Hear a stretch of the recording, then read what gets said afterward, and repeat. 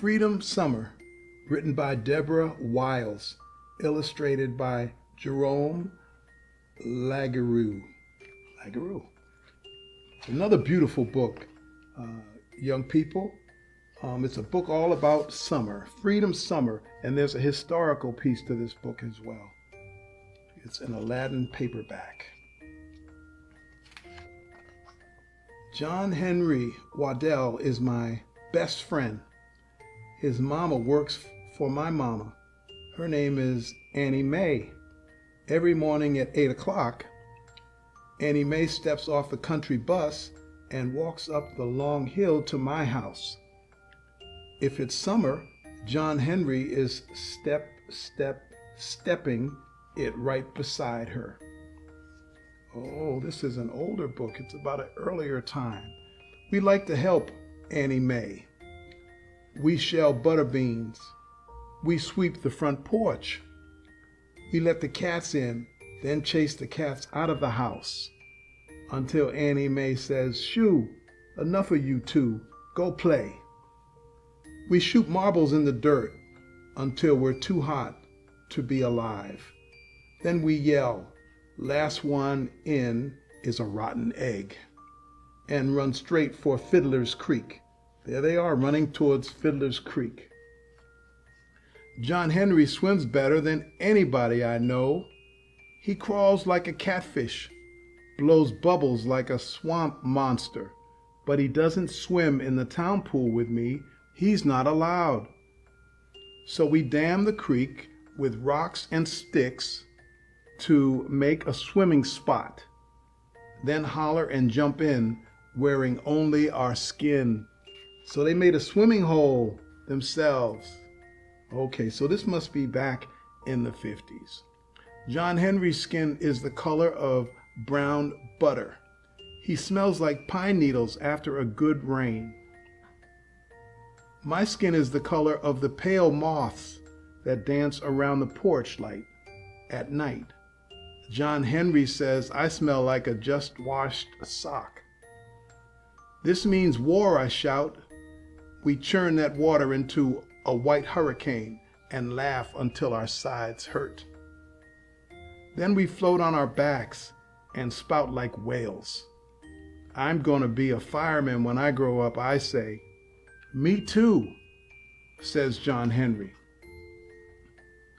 I have 2 nickels for ice pops, so we put on our clothes and walk to town. John Henry doesn't come with me through the front door of Mr. Mason's general store. He's not allowed. "How you doing, young Joe?" asks Mr. Mason. He winks and says, "You gonna eat these all by yourself?" My heart does a quick beat. "I got one for a friend," I say, and scoot out the door. "Yes, sir. It's mighty hot out here." Mr. Mason calls after me, "I love ice pops," says John Henry. "Me too," I say. So he wasn't allowed in the store, but his buddy was. And so he was able to get the ice pops for both of them. Annie Mae makes dinner for my family every night. She creams the corn and rolls the biscuits. Daddy stirs his iced tea and says, "The town pool opens today to everybody under the sun, no matter what color." "That's the new law," Mama tells me. She helps my plate with peas and says, "It's the way it's going to be now, everybody together." Lunch counters, restrooms, drinking fountains too. I wiggle in my chair like a doodle bug. "I got to be excused," I shout, and I run into the kitchen to tell John Henry. He runs into the kitchen to tell John Henry. All right. "I'm going to swim in the town pool," he hollers. "Is it deep?" "Real deep," I tell him. "And the water's so clear, you can jump to the bottom and open your eyes and still see." "Let's be the first ones there," says John Henry. "I'll bring my good luck nickel and we can dive for it." Oh, they're good friends. They're good friends. Next morning, as soon as the sun peeks into the sky, here comes my best friend, John Henry Waddell. Running to meet me. Let's go, he yells. I got my nickel. And I run right with him. All the way to the town swimming pool. We race each other over the last hill and we stop. County dump trucks are here. They grind and back up to the empty pool. Workers rake steaming asphalt into the hole there, where sparkling clean water used to go. One of them is John Henry's big brother, Will Rogers. We start to call him. What happened? But he sees us first and points back on down the road. It means get on home. But our feet feel stuck.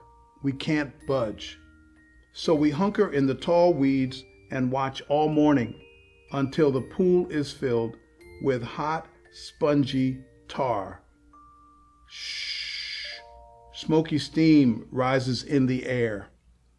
Workers tie planks to their shoes and stomp on the black top to make it smooth. Will Rogers heaves his shovel onto the back of my empty truck and climbs up with the other workers. His face is like a storm cloud, and I know this job has made him angry. Let's go, a boss man shouts, and the trucks rumble slam down the road. There's his brother with his shovel. It's so quiet now. We can hear the breeze whisper through the grass. We sit on the diving board and stare at the tops of the silver ladders sticking up from the tar. My heart beats hard in my chest. John Henry's voice shakes. White folks don't want colored folks in their pool. You're wrong, John Henry, I say, but I know he's right. Let's go back to Fiddler's Creek, I say. I didn't want to swim in this pool anyway. Oh, they're disappointed because they can't swim together in the pool. John Henry's eyes fill up with angry tears. I did, he says. I wanted to swim in this pool. I want to do everything you can do. I don't know what to say. But as we walk back to town and my head starts to pop with new ideas, I want to go to the dairy dip with John Henry, sit down and share root beer floats. I want us to go to the picture show, buy popcorn, and watch the movie together. I want to see this town with John Henry's eyes. Wow, what a sensitive friend. We stop in front of Mr. Mason's store. I jam my hands into my pockets while my mind searches for words to put with my new ideas. My fingers close around 2 nickels. Want to get an ice pop? John Henry wipes his eyes and takes a breath. I want to pick it out myself. I swallow hard and my heart says yes. Let's do that, I say. I give John Henry one of my nickels. He shakes his head. I got my own, and we look at each other. There's 2 friends looking at each other. Then we walk through the front door together. Wow, what a story. A story of someone who doesn't look like the other individual, but is very sensitive and caring, willing to share, and very empathetic. It's a tremendous book entitled Freedom Summer. It goes back to the 50s, and it's something that I hope you all have enjoyed. Thank you. Have a great day.